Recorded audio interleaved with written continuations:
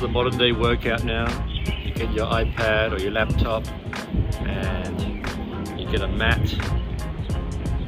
and you just join a group, and you can do that anywhere, any place, as long as you've got Wi-Fi, good enough Wi-Fi obviously.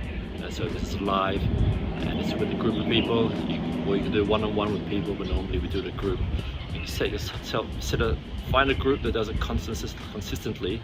I've chosen a group that does it Monday, Wednesday and Friday, 3 times a week, and on about 45 to 50 minutes, and it works very well. It gives you a kick up the butt to make sure you do it. So don't be lazy, that's the key. Set a time and you just do it regularly. Follow a bunch of other people, do it together. Okay? Make sure you pick a group that's not too easy, that actually challenges you and makes you sweat and makes you push to that next level. Okay?